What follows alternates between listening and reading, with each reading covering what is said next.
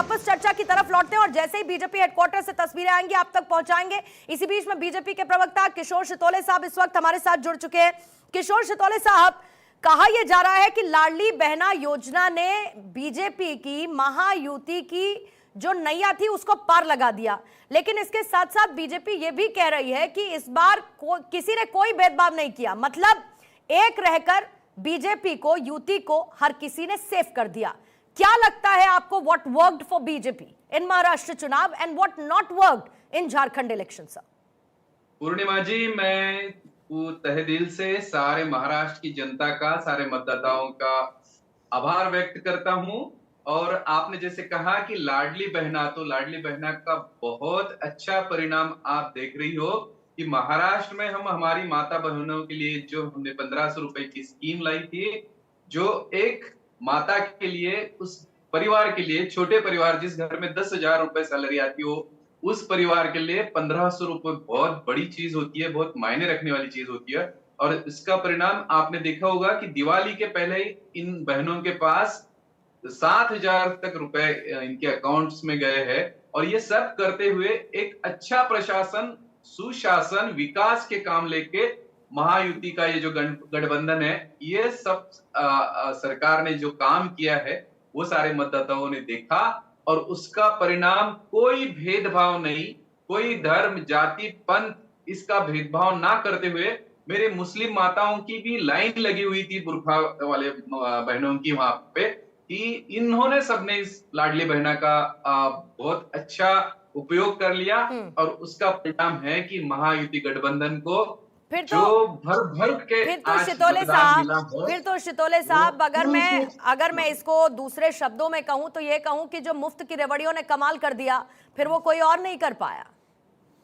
नहीं, आपसे मुफ्त नहीं, ये आप, मैंने जैसे कहा कि मैं 1 लाख रुपए कमाता हूं तो मेरे लिए 1500 रुपए मेरे वाइफ के लिए कुछ नहीं है। लेकिन तो फिर तो इस तरीके के ऐलान फिर बाकी राज्यों में जब बाकी पार्टीज करती है शितोले साहब, फिर इसमें कुछ भी गलत नहीं है। अगर बाकी पार्टीज, आप, क्योंकि आप चुनावी रैलियों में इन मुफ्त की रेवड़ियों का जिक्र तो प्रधानमंत्री मोदी भी करते हैं, और अगर ये दूसरी पार्टियां करती है सर तो ये गलत हो जाता है, ये मुफ्त की रेवड़ियां हो जाती हैं। पहलू है लाडली बहना, लेकिन उसके अलावा जो विकास के काम हुए हैं, लाडली बहनाओं का एक छोटा कंपोनेंट भी है, लेकिन विकास के काम है, सुशासन है, ये जो सारी जनता के दिल में बसा है कि महायुति जब काम करती है तो एक राष्ट्रीय से काम करती है, विकास के मुद्दे पे काम करती है। और जो बड़े प्रोजेक्ट्स महाराष्ट्र में लाए जिसके कारण रोजगार बढ़ा है, हर एक की आमदनी बढ़ी है, ये देखकर भी हमारे इस महायुति को जो भर भर के मतदान मिला हुआ है, उसका फलस्वरूप आज का एक क्लीन स्वीप भाजपा ने और महायुति ने दिया। ठीक है, किरण सोनावने साहब आपके पास आते हुए, क्योंकि जाहिर है जिस तरीके से एकनाथ शिंदे, और सबसे बड़ी बात सर ये है, मैं तो ये पूछना चाहूंगी, स्ट्रेट अवे पूछ ही लेती हूँ, इधर उधर की बात क्यों करना, क्योंकि अब चर्चा इस बात की चल रही है कि भाई सीएम का चेहरा कौन होगा। भले ही सब आगे आके कह रहे हो, खुद शिंदे साहब कह रहे हो, देवेंद्र फडणवीस जी कह रहे हो कि हम सब जो बड़े लीडर्स हैं बैठकर तय करेंगे कि चेहरा कौन होगा, लेकिन अंदर ही अंदर शिंदे गुट में इस बात की चर्चा चल रही है कि भाई जब चुनाव हमारे चेहरे पर लड़ा गया तो सीएम भी एकनाथ शिंदे ही होना चाहिए। जरा बता दीजिए चर्चा क्या चल रही है और कोई खींचतान तो नहीं होगी बाद में? लेकिन मैंने अभी सौरभ जी से जो बात सुन रहा था शरद पवार जी की राजनीति के बारे में, तो आपने देखा होगा कि महाराष्ट्र में जो महाविकास आघाड़ी ने जो राजनीति चलाई है, उसमें उलेमाओं ने आकर उनको एक 17 चीजों का डिमांड दी थी कि भाई हमें ये आरएसएस पे बैन लगाओ, हमें हमारी जमीनें वापस दो, हमें ऐसी जो धार्मिकता और जाति में बांटने वाली बातें की थी, और उसी को कांग्रेस ने नकारा नहीं।